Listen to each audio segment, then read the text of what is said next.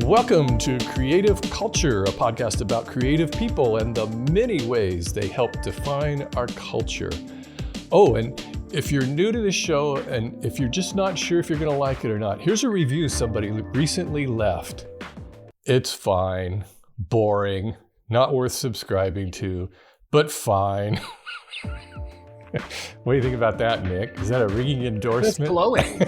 It's honestly, it's better than some of the ones I've received. So that's good. I guess we got our work cut out for you to not make this boring. Okay, so but on the plus side, he did have two fines. He started with "it's fine" and he ended with "but fine." Yeah, could be worse. Yeah, we'll take those.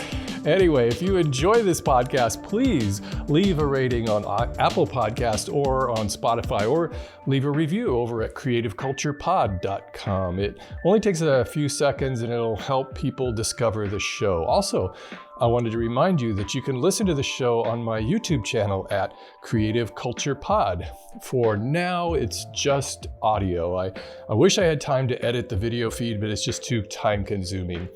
I do post some episode clips there when I can, or you can watch the full, raw, unedited video session over at Patreon. Anyways, just another option for listening to the podcast. Also, I want to thank the newest producers of the show, Nick Kreider, Michael O'Donnell, Lactose, Ken Miller, David Harrigan, Austin Papson, and Adam Sharp. This podcast is a passion project, and if you'd like to pitch in a little bit each month to help keep it thriving, please consider becoming a supporter or a producer over at patreon.com/creativeculturepod.com. Nick Lewis is a designer with the goal of simplifying interior design. He's not afraid to voice his opinions on design trends that might be here to stay and others that just need to go. I like talking to Nick because he represents such a rational voice in what can be very subjective, even divisive topics. While he's certainly an advocate for finding and embracing your own style, he also believes that the common cliche of just decorate however you want is a naive and unproductive way to look at design. We all want our spaces to look nice, and learning basic interior design principles can go a long way in transforming your home into a reflection of you. We may buy individual pieces of furniture that we love, but will they actually look that great when placed in a room full of other pieces that we love? The spaces we feel most comfortable in and are proud of are often those spaces that we curate holistically with a bit of design knowledge, and Nick helps us all sort through it. Nick, welcome to the show. Thank you for having me. That was a great intro. Thank you. So I was looking at some stats. So last time you were on the show I do with Chad in June 2021. So about 2 years ago. Oh, was it? Can you believe it's like, where does the time go? I don't know. If you had told me June 2022, I would have believed you. I was looking that up and like, wait, what? Holy shit, June 2021. So at that point, you had 200,000 subscribers and 10 million views. So here it is, almost 2 years later, you've more than doubled that. 428,000 subs, 45 million views. Well, you've like quadrupled the views. It's amazing. Those are some pretty astounding figures. What do you think about your YouTube channel? What's going on there? Yeah. Well, I don't even look at those numbers necessarily. So that's interesting that you put that in that context. I mean, I look at my numbers, but I don't go back that far. Yeah, that's crazy. That's a lot. The 45 million, I guess you feel, and you know this, right? Charles just focusing on the next video, right? It's like you just got the next video in the tank and you just kind of are moving forward and moving through it week by week and thinking of what's next. Yeah. And you kind of don't take that minute to look back and go, yeah, 45 million people, or 45 million views anyway, is a pretty crazy number, especially because I think interior design has gone through such changes over the last couple of years, especially on the content side, right? Like, I mean, 2 years ago in 2021, we were still very much in the pandemic when we were still speaking, right? So Educational content was doing really well. Views just across the board, anything to do with the home was getting lots and lots of views because people were stuck at home still, and Yeah. we all know that whole story. But now here we are a couple of years later, and it's like a lot of people are now working back in the office, going on vacation, spending their money elsewhere, and spending their time elsewhere. So yeah, I'm pretty proud of how it continues to grow. Almost kind of in spite of that, Yeah. if you know what I mean. Like it could just as easily have been my views halved. So I'm pretty proud of that. That I'm still able to be pretty consistent. What do you think separates your channel from other interior design channels? What is it? What is it that people like to watch? And your videos get huge views. Every time you post a video, you get 200,000, 300,000 views or more. It's pretty crazy. I don't know. I've wondered that myself, because sometimes I do take a minute and I put my head kind of above water for a second and have a look around and go like, what are other, channels doing? Yeah. I would say a couple of things. I tend to do a lot of like commentary stuff, what I call sort of commentary content. That's what I enjoy. Yeah, which is doing quite well post-pandemic. Like I mentioned before, the educational content did really, really well. So in 2021, you could say like how to choose a couch, or the best rug for your living room, and you could get 500,000 views.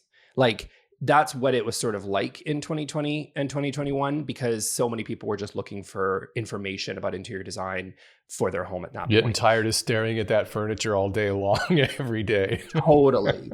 And now a lot of that, because it sort of created this whole wave of new channels like mine into the space, a lot of that stuff's already been said.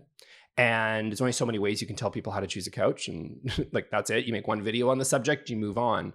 And I think that some people really thrived in that environment where they're really comfortable in that space, because they have maybe been an interior designer for 15, 20 years, and that's sort of what they love to do, is to educate on interior design.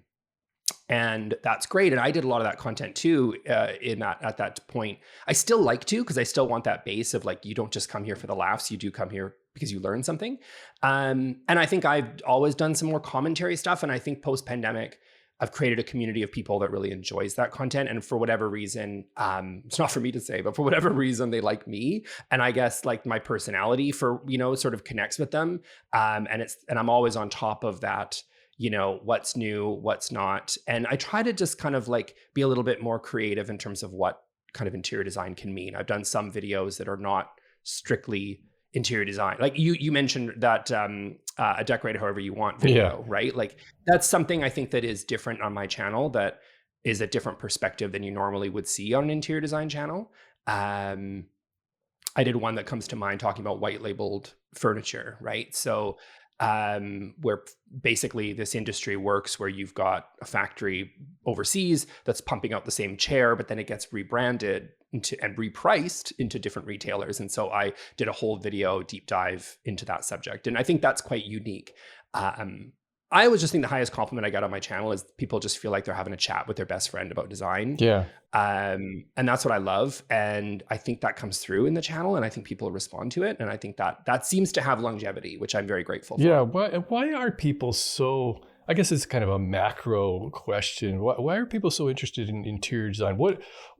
What is the goal of interior design? How does kind of rationally planning out our spaces improve our lives? It seems to be something we just instinctively seek out to get things to look good, rather than just have a mishmash of furniture and things in our homes. I mean, that comes right down to, human expression. It's like, why do we care about fashion? Why do we care about clothing? Like, if you think about it, sometimes I do, you think of like, you're at an event and there's thousands of people there, and you're like, every single one of these people went to a store or online, found something that they loved, that they thought represented who they are, that would fit them, that for some reason appealed to them, whether it was the color, the style, whatever. And they'd use this as a way to sort of express themselves. And we all do that. And we do that every single day. And I think your home is kind of similar in that respect. It's about not only just the function of being able to move throughout your space in a comfortable way to create the mood that you want to feel when you come home.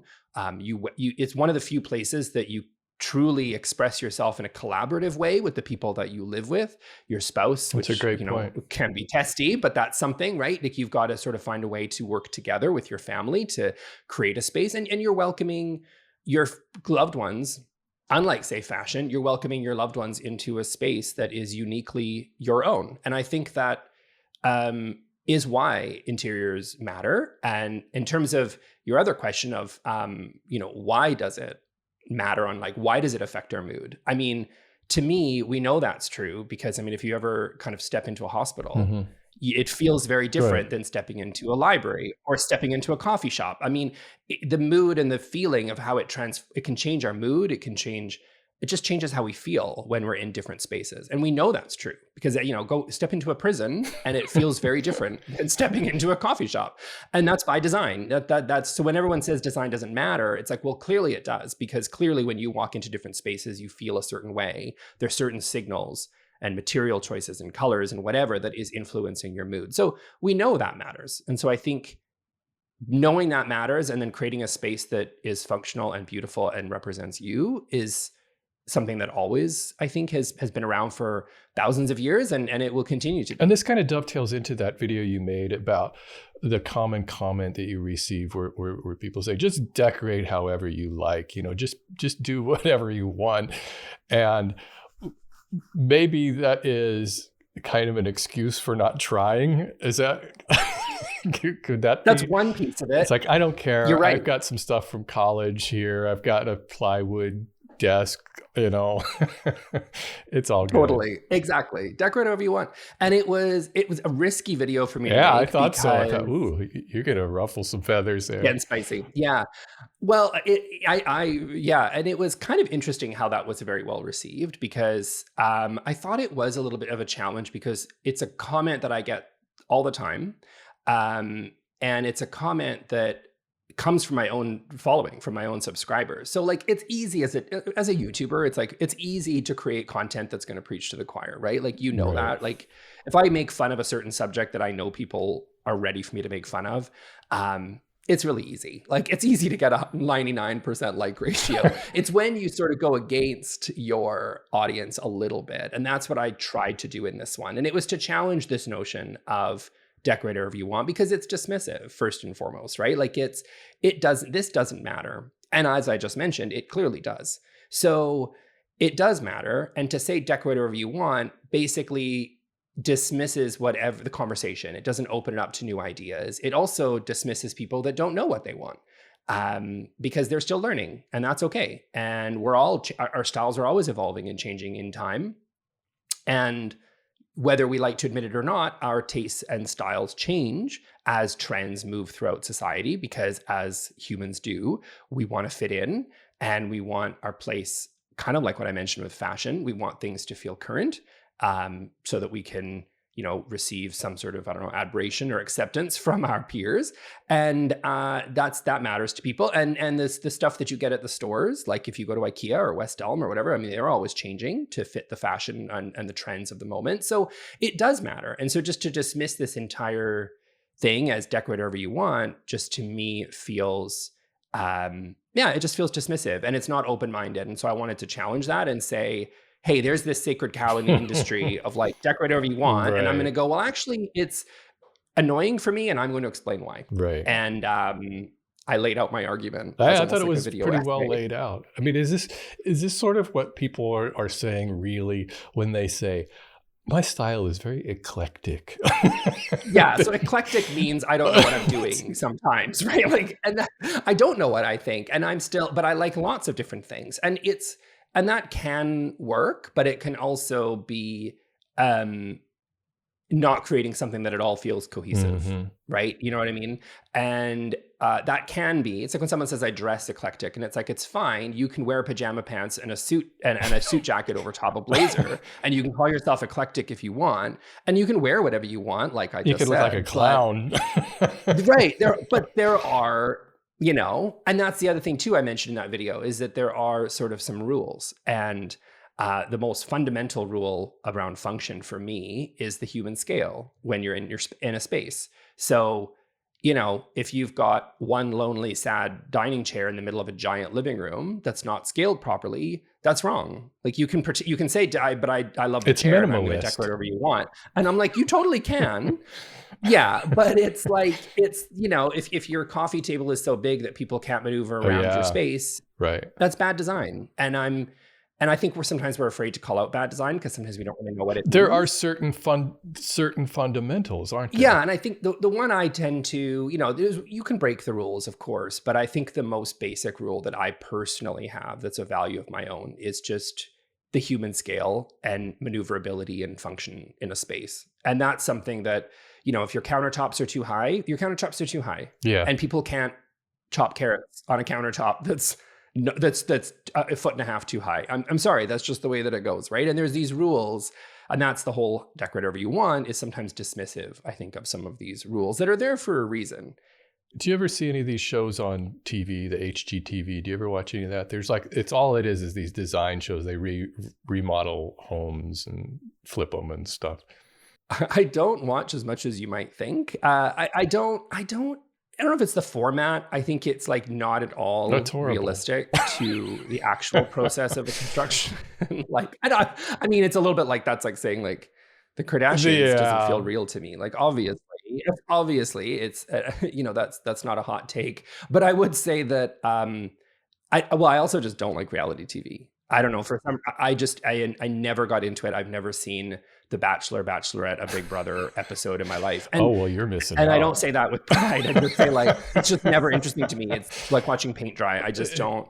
Yeah. And for me, actually watching paint dry is more exciting probably than watching some reality because you pick TV the color. Yeah, exactly. Because I want to see how the color's going to look. But that's So my wife is really into these shows. And so by default, I end up watching a lot of these shows. Yeah, exactly. I'm not really watching. I'm looking at my phone. I'm reading. I'm doing something. But I'm still keeping an eye on these things. Because you do get sucked in. I got sucked into Next in Fashion, and I was like, "Why am I watching this show?" But anyway, it does happen from time to time. There's some of the shit they pull on there. I'm like, you have got to be kidding me. And I'm sure they do it just because they're trying to be edgy or something. They'll take like this, $3 million house, and we're going to totally remodel it and flip it or whatever.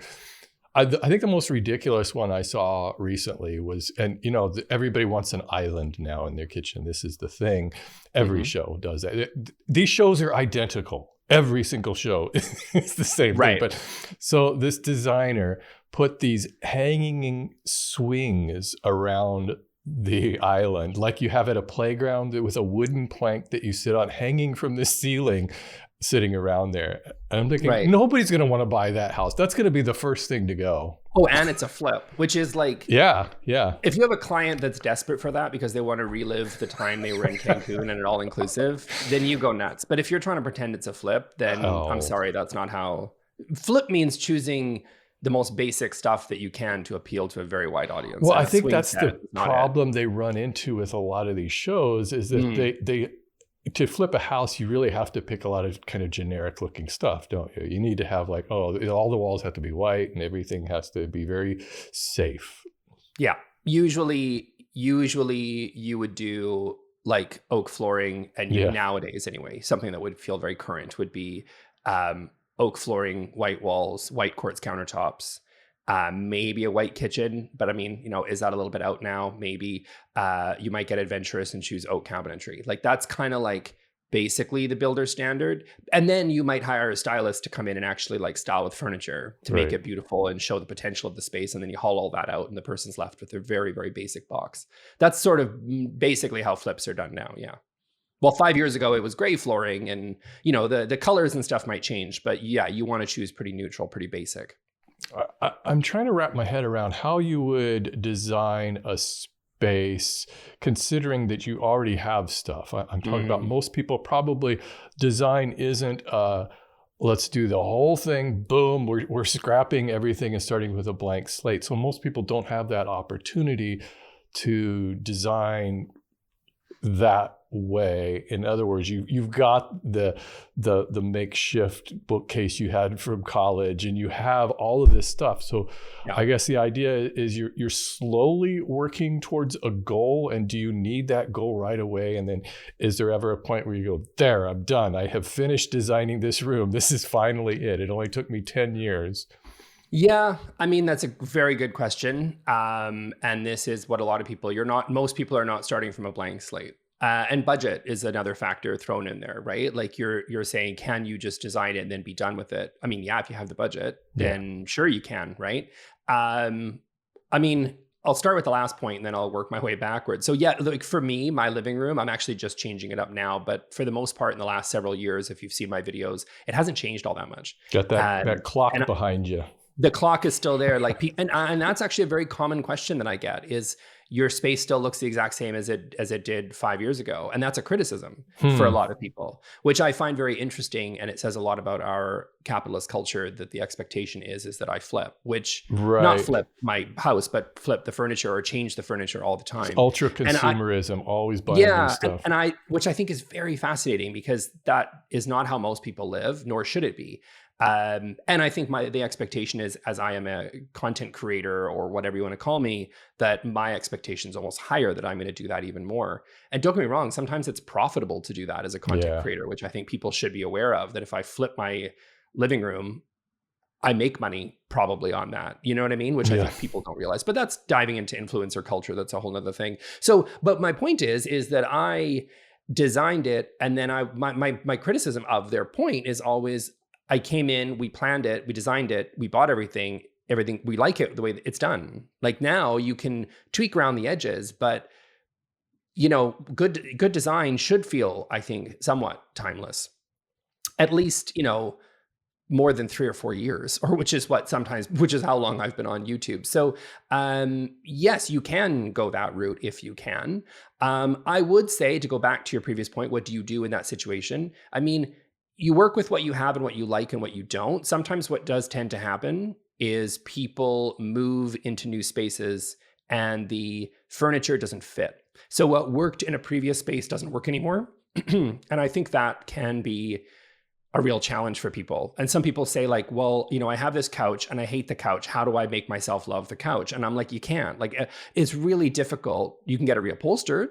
If you don't like the color, you can get certain things that you can change, but you can't love something that you don't like anymore. Sometimes things don't reflect who you are anymore, and no amount of wizardry is going to save that. And if it doesn't fit, it doesn't fit. You're going to have to figure something else out, right? So that's sort of step one, is figure out what's, kind of the Marie Kondo thing. What's serving you anymore? What's bringing you joy? And sort of figuring that out first. Then what you're left with, I would say, is you start to take a look at what those pieces are and look at what they have in common. Are they similar in style? Are they similar in color? What is it that you really like? Like, do you find that you tend to keep stuff that's a bit more modern, while some of those traditional pieces you've been holding on to, that you inherited from, when your grandma died or something, and you've got that and you're like, I never really loved it.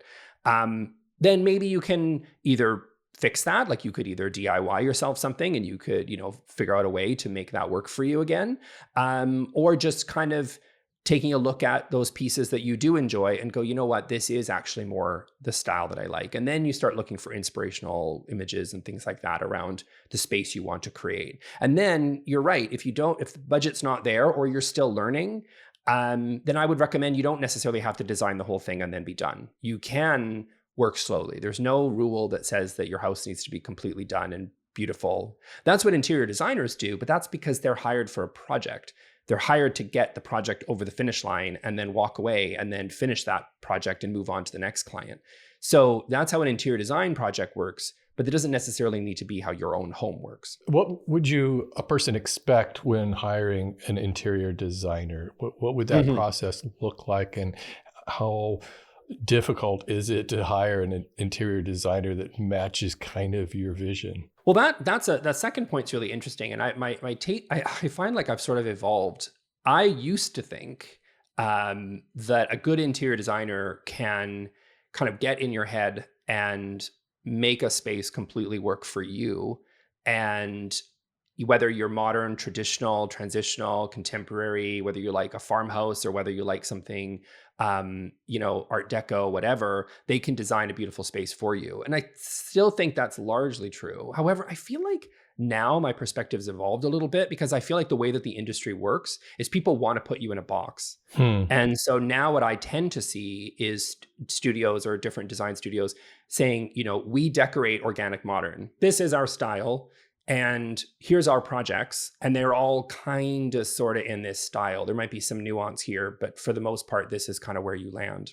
And I feel like that's sort of where it's kind of headed. So when I look at certain designers like that are really popular, like, Athena Calderon, or a stylist like Colin King or whatever, they have a very particular style. Kelly Wearstler. If you're going to hire Kelly Wearstler, you're going to get what Kelly you're getting. Style. You know what you're getting. So I used to think that it used to be very creative and very like work with every client individually. Now I think it's a little bit more you choose your designer based on a little bit how they sort of look and what they sort of have already in their portfolio. So to be a successful designer, you really need to specialize in one or maybe two particular styles. You don't have to, but I feel like that's what tends to get a lot of attention. Is this reserved for the wealthy, or do middle-class people hire designers? Middle-class people do hire designers. I think the ones that tend to get the most airtime tends to be luxury design, and tends to be that's very common in the design world, is that as you tend to get, I think, a little bit more prolific, you tend to move upscale. That feels a little bit how that goes, because you get bigger budgets, which means you can show off bigger and better projects.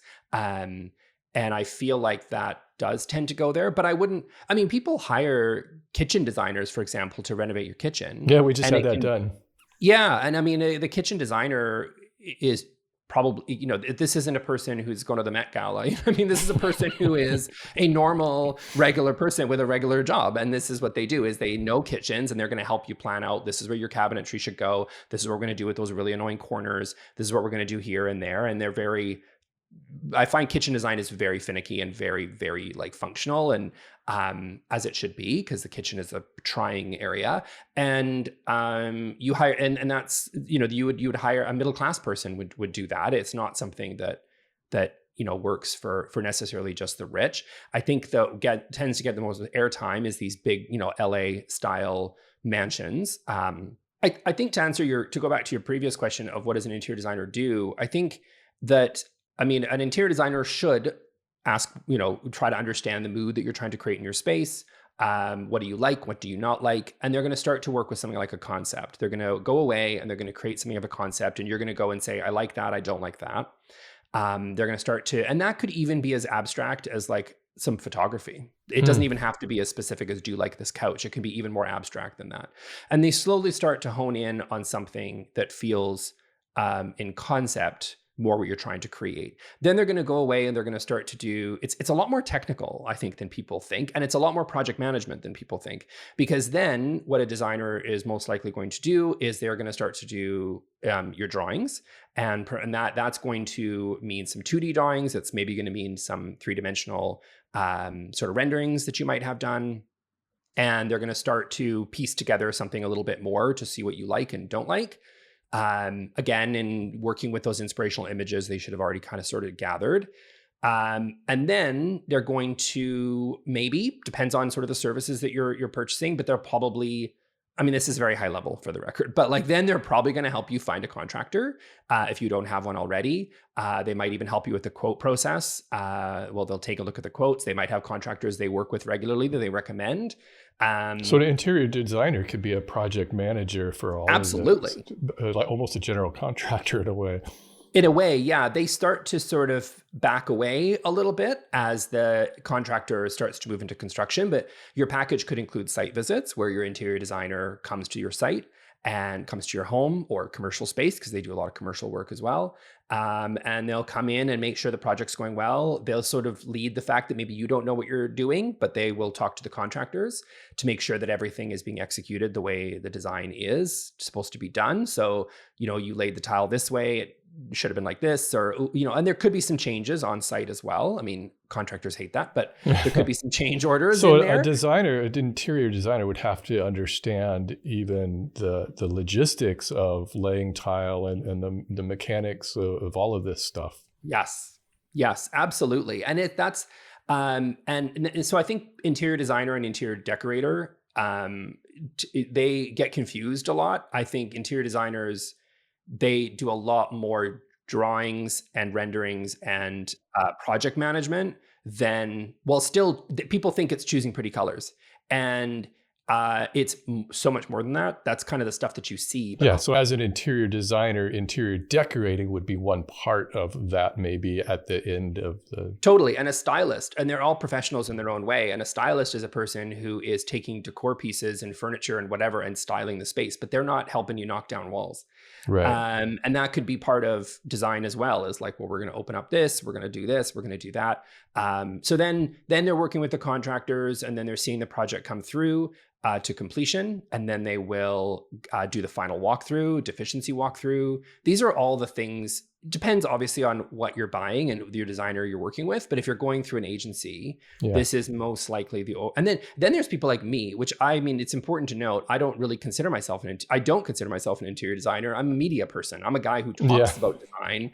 So that I'm not a woodworker either. I make videos. Yeah, people confuse me, and they're like, oh, and actually I know a lot of what I know because I've hired a lot of interior designers. So a lot of this is stuff that I've hired people for. So I have friends in the industry that I know their role. So interior designers, it's a lot of sales because it's still a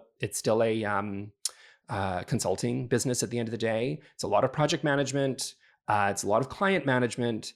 They're understanding a lot of the technicals of construction, and right through. And then, yes, of course, there's also like, do I want to choose a brushed gold, shower, or do I want not black? Like, but that's the stuff that I focus on because that's fun and that's what people like to see. So an interior designer bridges that gap between the contractor who's building the stuff, and you need that creative voice in there, and it can also communicate with the client.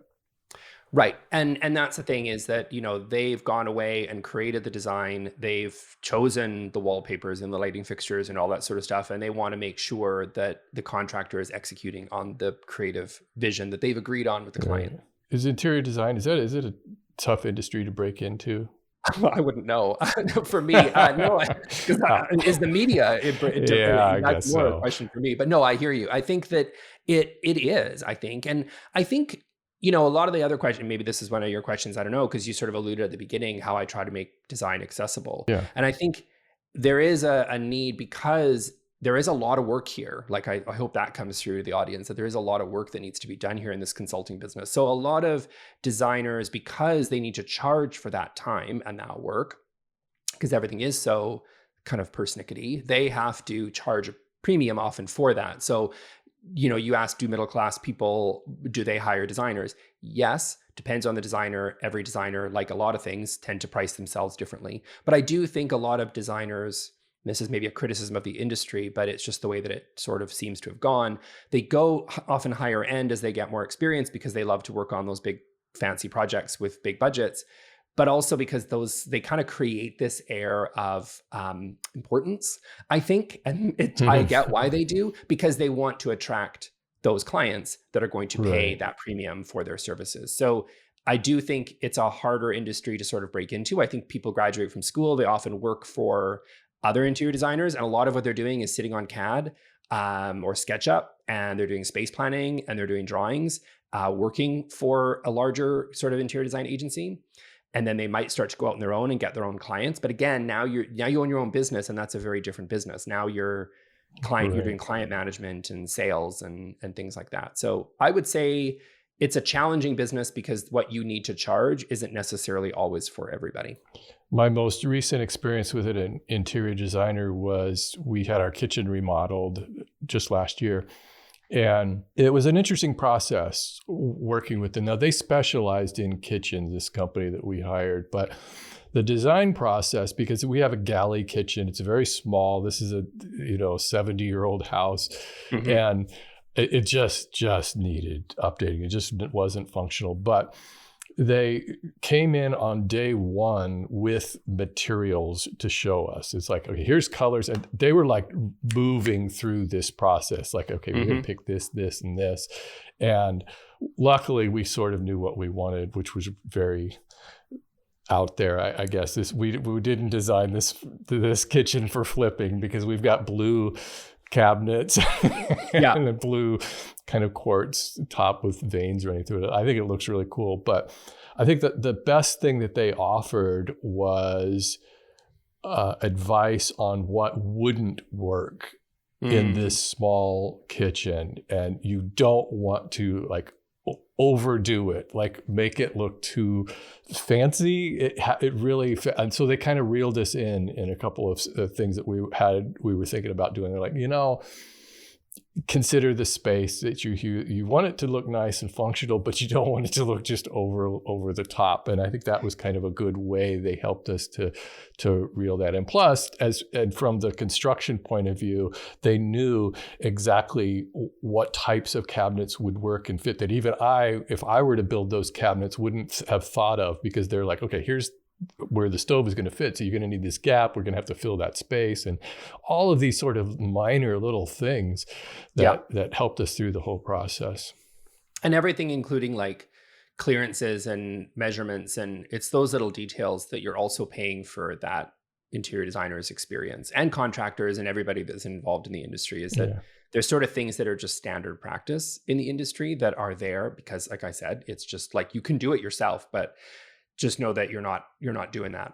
And so you haven't done it before. And like everything in life, the more experience you get doing it, the more you've kind of seen this show before, and you kind of go, well, maybe you might want to think of a quieter countertop to blend in with your living room that's maybe the next door. Or was that sort of the advice they were giving you? Is it the kitchen in the context of the rest of the home? Or was it more just this material plus this countertop might look a little busy? A little bit of both. Yeah, I think that they were real nice about subtly, I wouldn't say steering us, but advising us on like, okay, this is more high-end stuff that just isn't appropriate to this setting. They didn't come out and say that, but I kind of gathered that's sort of what they were looking at. Like maybe the faucets need to be reeled back a little bit. And then we got a very nice, like really elegant, I mean, it's not like it was a cheap faucet. It's great, but it was restrained, a nice black faucet. Yeah. I think it looks great, but they did a great job. I think that's a challenge that a lot of interior designers that I have seen, a lot of it is at the end of the day, the client's the one who's paying the bill. Yeah. So, like a lot of, advisory sort of client facing, consulting businesses, is that the client ultimately pays. And a lot of it is persuasion. Like, what hill do you want to die on as a designer and go, you know what? I really strongly feel like this is a mistake, or I really feel like you need to put this in here, or whatever. And I think a lot of people want to hear that, though. They do want to hear it. And so a lot of it is persuasion. I think it's trying to get the client to buy in. And sometimes that can be budget. Sometimes that can be, you might have to say to your designer, like, okay, fine, we'll do this, which is going to cost $5,000 more. But you need to figure out, like, the budget's the budget that we agreed on. So something needs to give somewhere else. So, giving those guardrails almost to your designer, respecting what they bring to the table, because you hired them for a reason.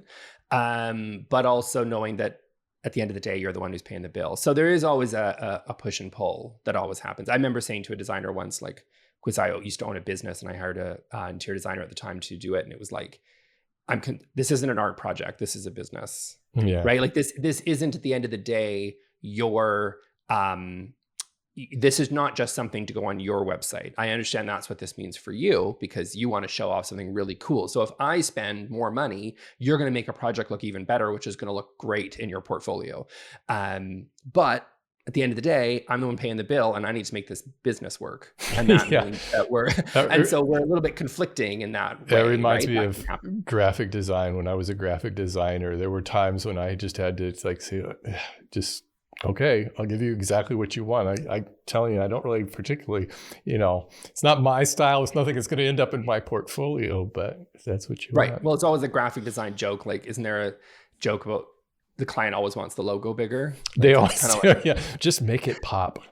yeah, just make it pop. Like, I will make the logo bigger. And it's like, they love the logo bigger. The client always wants the logo bigger. And to be fair to the client for a minute, I mean, it's funny because I'm sure graphic designers are just like, oh my God, they want a small, subtle, appropriately Right. sized logo.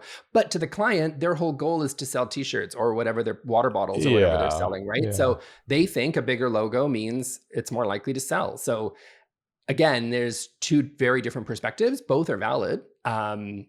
At the end of the day, it's a business, Yeah. but also you hired these people for a reason. So, you got to find that balance there.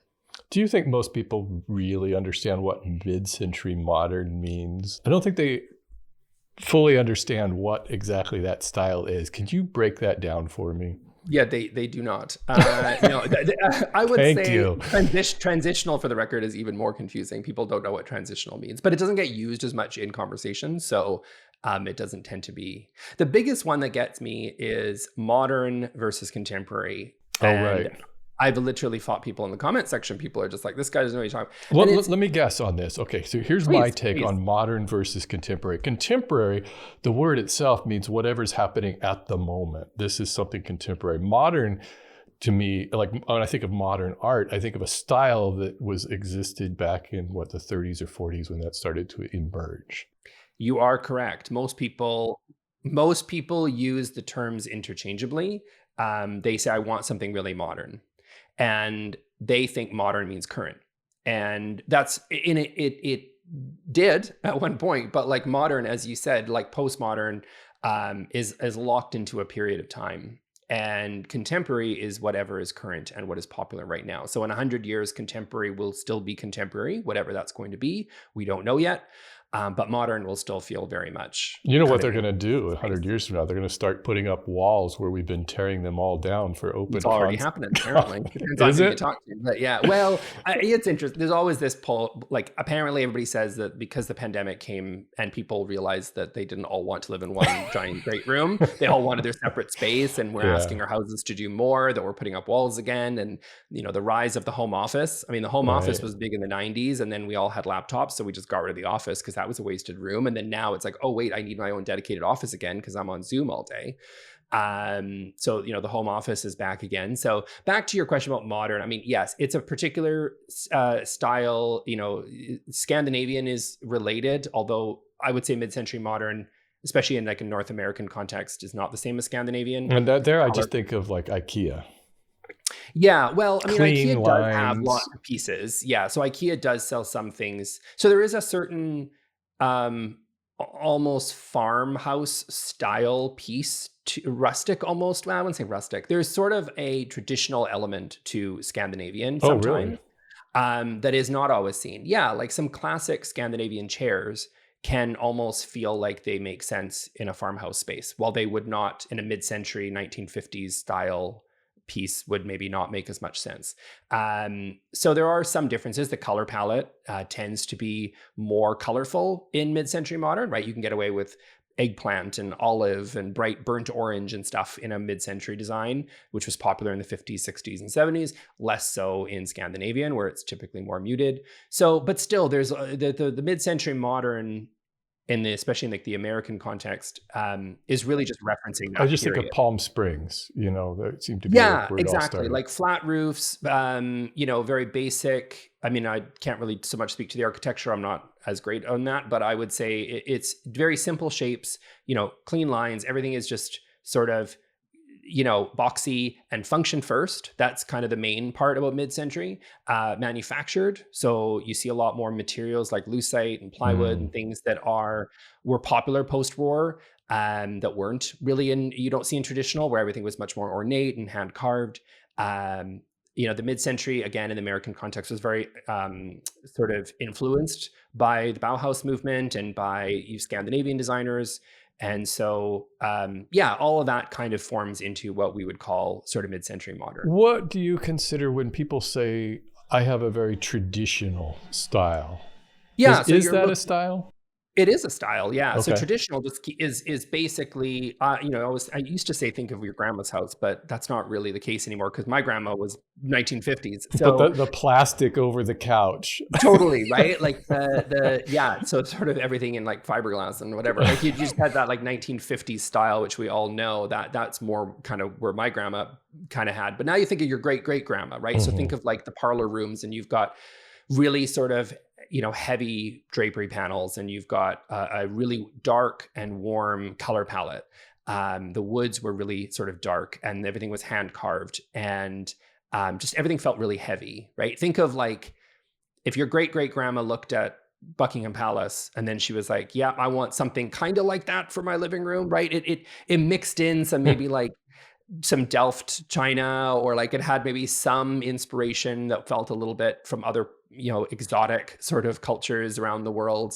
Um, This sounds hideous to me. This would be like the furthest from my aesthetic I can imagine, I think. it's very sort of, yeah, a lot of like upholstered couches and slip covers and ruffles and, as I said, a lot of ornamentation in sort of the furniture pieces. So a dining room chair wouldn't just be a plain wishbone chair or something like you would see in mid-century, but something much more detailed and lots of hand carvings and things like that. So that would be more the traditional. Transitional still borrows a lot from traditional, but it starts to incorporate a lighter color palette, often a lot more creams and whites, and tends to incorporate in some more modern light fixtures, Hmm. modern plumbing fixtures, Is things that like when the that. boob light came about?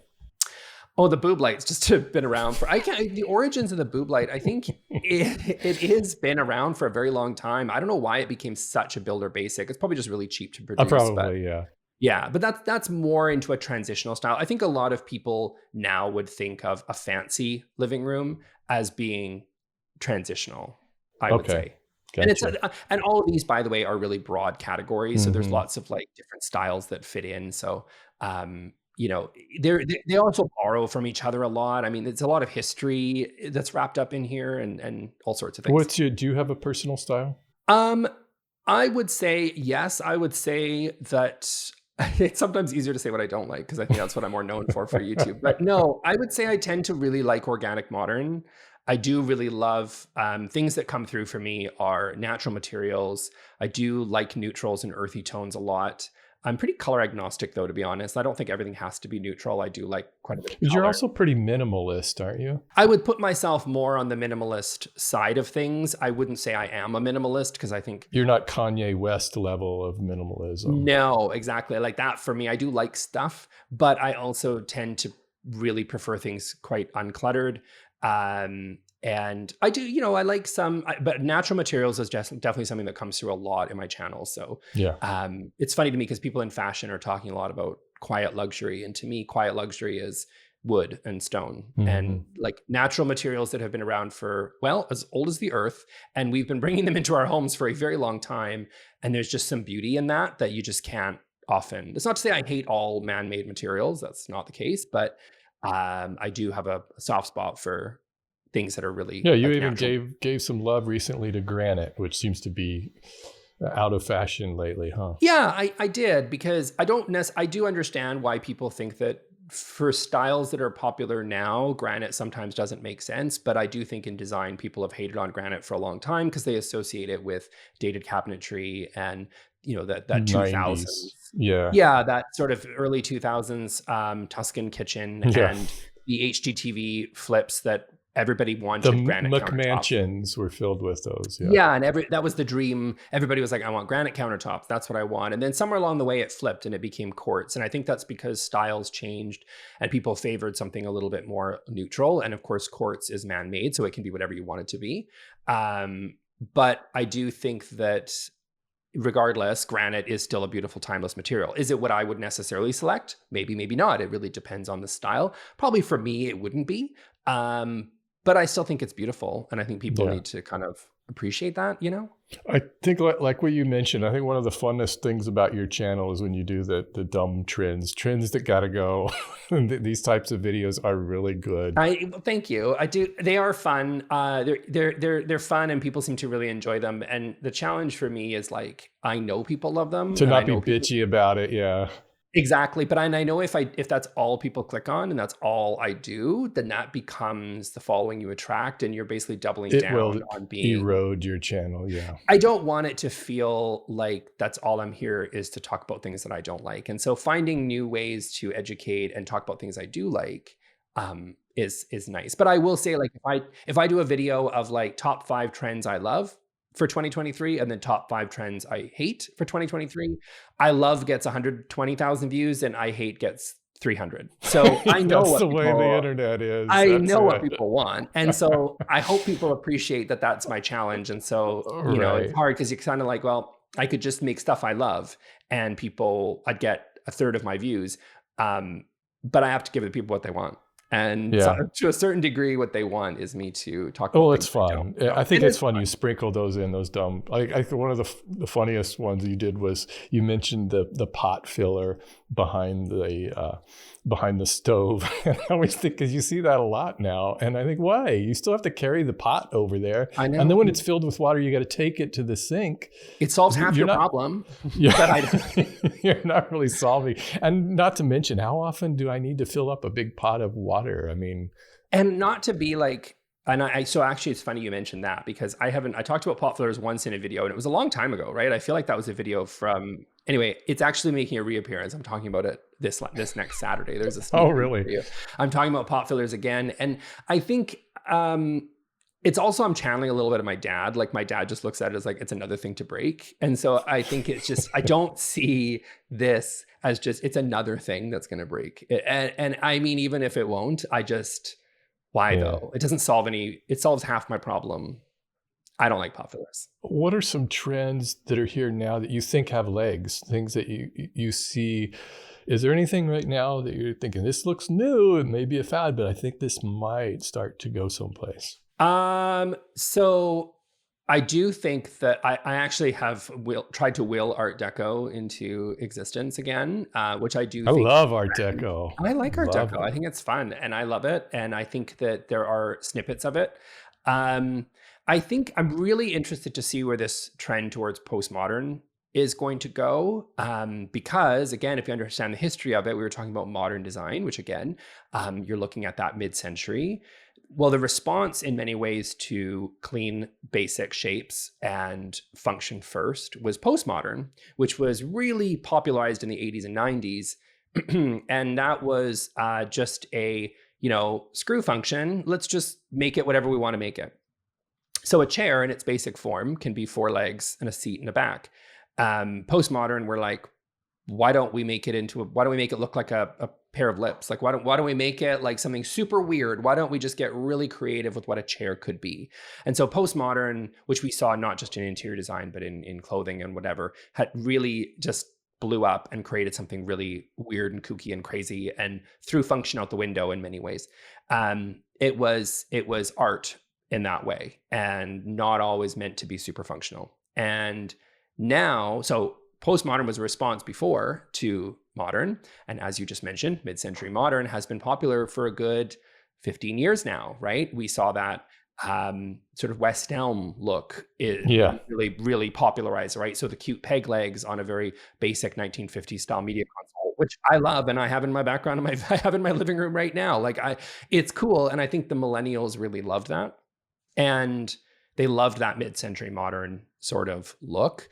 And the Gen Zs, I think, that are up and coming, just like we saw in the 80s and 90s, the response to that has been postmodern, a new version of postmodernism, which is instead of we're bored of the same Scandi look. We're bored of seeing the same plain oak coffee table with the 4 peg legs. We want to be like, hang on a minute, what if we made a coffee table something really crazy? What if it was like an octopus or something? You know what I mean? Like, what if we made it different? Is a lot of design like that just a reaction to a previous design? I think we're seeing this now with this whole maximalism thing. Are people just saying, oh no, it's no longer cool to be minimalist. I need all the shit I can put on the wall. And to me, it makes me uneasy. It makes me, I'm a bit like you, and I really am embracing a more minimalist aesthetic and just trying to live more intentionally. But it just makes me nervous being in a room with a lot of stuff. It gives me anxiety looking at the leopard cushions next to the floral couch sitting with the backdrop of the wild wallpaper. Is this like a legit design style, maximalism, or is this just something people are saying? Well, I think that it is a legitimate design style. I think people are willing these things to happen, but that's usually the case with trends, right? Like, I'm old enough to know when skinny jeans came in and everyone was like, well, is this really going to happen? And then it did, because it started with some kind of weird people that wore skinny jeans when everybody else was wearing boot cut. And then all of a sudden it took off. So these things do tend to start small and then they tend to get bigger. I do think, again, I'm not saying postmodern is going to come back in the 1980s wacky style that it was then, but I do think it'll come back in, as I mentioned Kelly Wearstler earlier. I think some of her style is postmodern. It doesn't always make a ton of sense functionally, but it's interesting and creative and kind of cool. I would say that there is some truth to maximalism being bigger. It's not for me, but maybe it's a response to this like ultra consumerism, and that now influencers can convince you to just keep buying more and more stuff. Yeah, I mean, absolutely, but that's been true for a lot of, basically in the post-war era. There's been lots of the consumerism of what's the latest trend of. 1 minute it's this thing, and then the next minute it's the next, and it's it's planned obsolescence, right? We're planning for this to be obsolete soon. That's perceived obsolescence. It's not obsolete. It's just, we're going to say that it is. There's nothing wrong with your couch necessarily. We're just, you're going to perceive that there's something wrong with your couch and get a new one. So I think everything does come back again. It just comes back in slightly different ways. That's been true for lots of, fashion, but it's true for home as well. So as I said, I think postmodern, even if you go to Urban Outfitters and look at their home section, which is they're targeting people that are 21, and you look at their home section, and if that's where things are moving, it's a little bit silly. It's a little bit, sometimes feels juvenile. I think it will change and shape over time and become a little bit more sophisticated as that generation comes into more buying power and whatever, but it is starting to shape the trends that they like over the next 5, 10, 15 years as they, start buying more things. But like you said, the hyper consumerism and the fast decor that we have seen for many years, I think has sort of moved into this trend towards vintage and a more love of traditional pieces and things that are 70, 80, 90 years old, right? Like I see people thrifting and going to vintage shops all the time that maybe would have done home goods hauls 7, 8 years ago, right? Interesting. So it does tend to, I do believe that so many trends, and that's why, some people like, how do you sort of try and even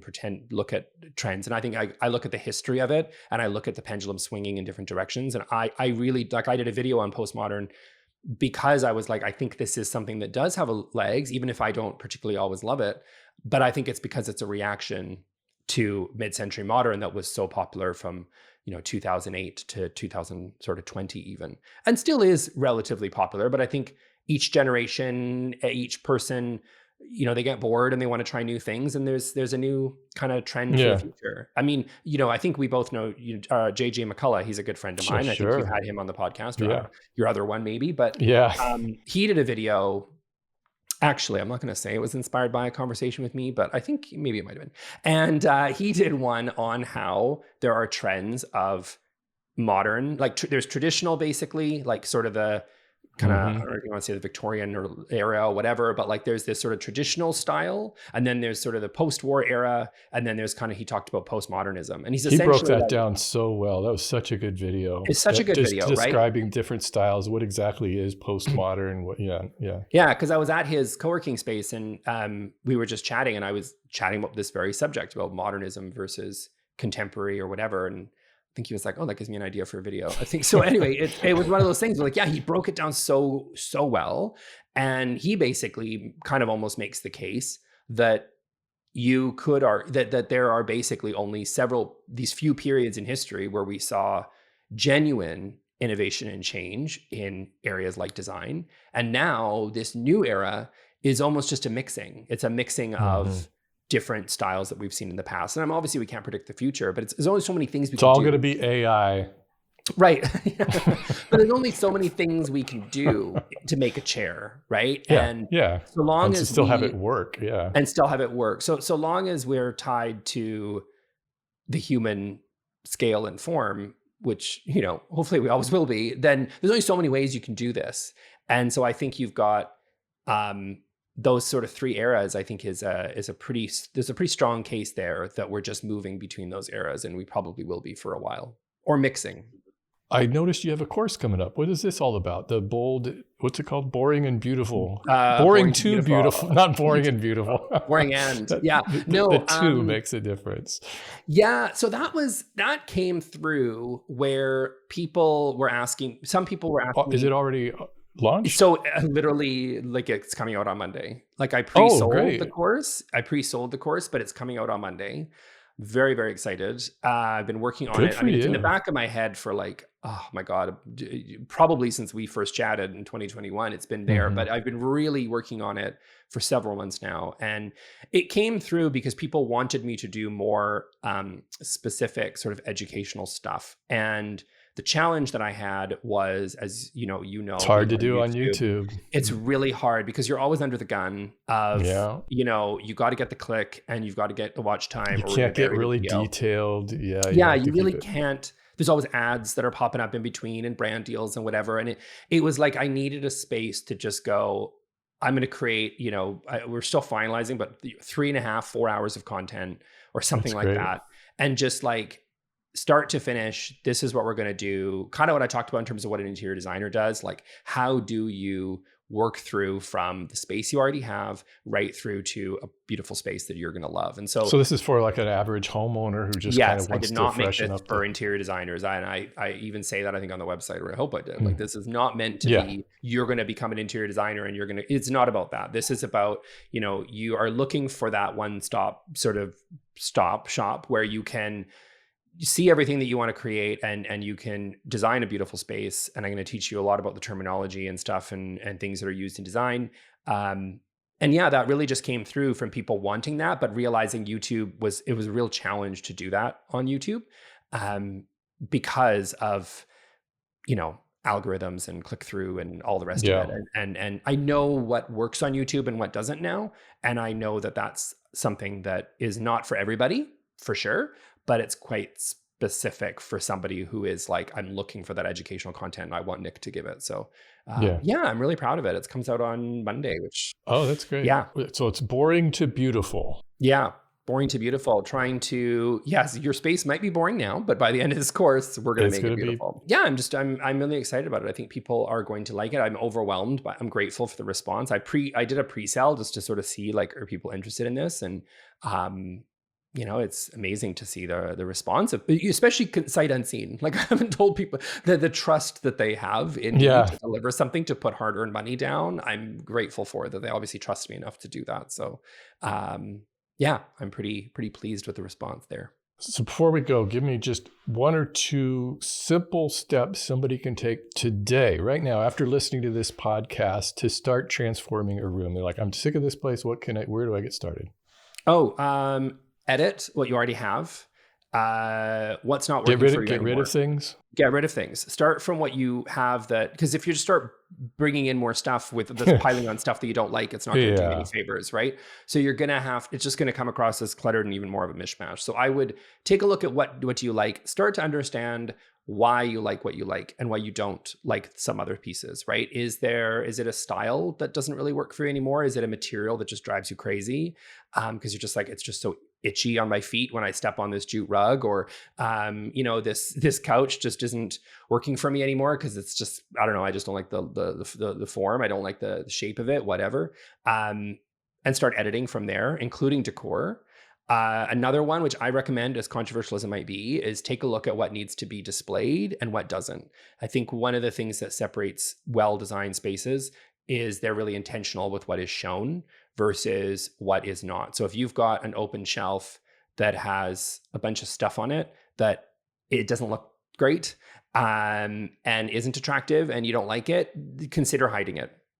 And I know that doesn't necessarily work for everybody because some things, you know, if you have kids, it has to work for your family or whatever, it might not be that easy to do. But I would sincerely take a look at what is on display, especially in the kitchen. Like if you've got, you know, a bunch of countertop appliances sitting there, consider ways that you can hide those.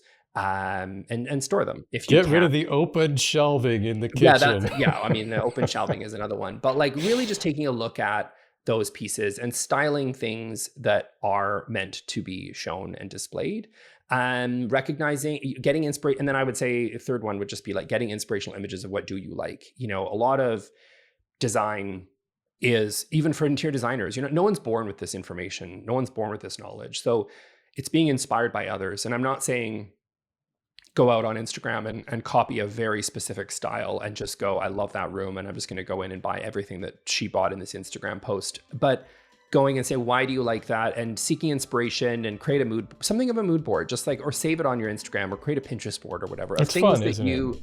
Yeah, I really like, and start to look for commonality of, you know, it's not necessarily that lamp. It's maybe the shape of the lamp or the material that's used or the color or whatever. And once you've edited down and you've put away all your junk, then, you know, you've got some clearer picture on sort of where you're headed and what you want your space to look like as the end result. It doesn't have to be a formal design style, just like pieces that you really like. And then from there, you can start incorporating some of those things in. And look at your space planning. Okay, last tip, look at your space planning. Make sure everything fits the room properly. People can maneuver, because it can be the most beautiful couch in the world, but if it doesn't fit your place, I'm sorry. If you're banging your knees on that coffee table trying to get around. Yeah, there's nothing I can do for you, right? Well, it's a process. Glad you're around to help us all through it. Nick, it was great talking to you. Thank you so much.